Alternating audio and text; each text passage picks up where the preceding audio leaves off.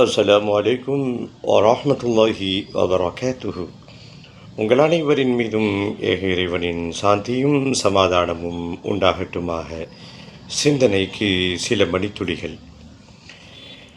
மனிதன் சேமித்து வைக்கின்ற பொருட்களிலே அந்த காலம் முதல் இந்த காலம் வரை தங்கம் முதலிடத்தில் வகிக்கிறது. இஸ்லாத்தினுடைய பல சிறப்பம்சங்களில் முக்கியமான ஒன்று ஏழை வரி. ஒரு குறிப்பிட்ட அளவுக்கு வசதி இருந்தால் அது நகையாகவோ அல்லது வேறு அதற்குன்னு சில கணக்கு இருக்குது. அதை கணக்கிட்டு ஏழைகளுக்கு நீங்கள் கொடுக்க வேண்டும். அதற்கு இஸ்லாம் ஜகாத் என்ற ஒரு பெயரை வைத்திருக்கிறது. குறிப்பாக தங்கத்தை நிறைய சேமித்து வைத்திருப்பவர்கள் இஸ்லாமியர்கள் இதை சரியாக கணக்கிட்டு கொடுப்பாங்க.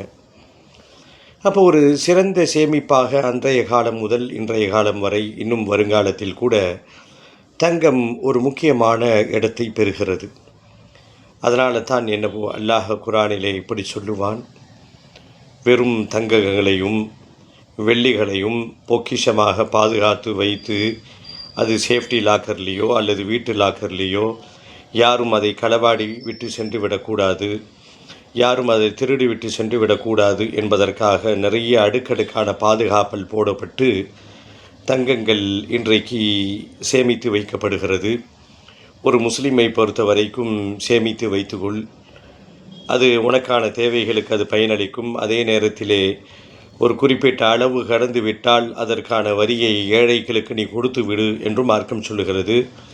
அப்படி ஏழைகளுக்கு கொடுக்காதவர்கள் இறை பாதையிலே அந்த தங்கத்தையும் வெள்ளியையும் பொக்கிஷமாக வைத்து பாதுகாத்து தாங்கள் மட்டும் அனுபவித்து அழகு பார்த்து கொள்ளக்கூடியவர்களுக்கு நோவினை தரக்கூடிய வேதனை இருக்கிறது என்ற வசனமும் இறங்கி இருக்கிறது. அப்போது நமக்கு ஒரு சேமிப்பாக எதை நாம் வைத்துக்கொள்வது சிறந்தது? ஒரு முத்தான 3 செய்திகளை பெருமானார் ஸல்லல்லாஹு அலைஹி வஸல்லம் அவர்கள் சொல்வார்கள். இந்த 3 அம்சங்களை நாம் பெற்றுவிட்டால் எத்தனை தங்கங்களை, எத்தனை பவுனுகள், ஒரு மலையே தங்கமாக நாம் பெற்றிருந்தாலும் கூட இந்த 3 பெற்றிருப்பவர்கள் ஒரு பெரும் பொருளை அவர்கள் சேமித்திருக்கிறார்கள் என்பதாக இஸ்லாம் கூறும். தொடர்ந்து பயணிப்போம், பேசுவோம் இன்ஷா அல்லாஹ்.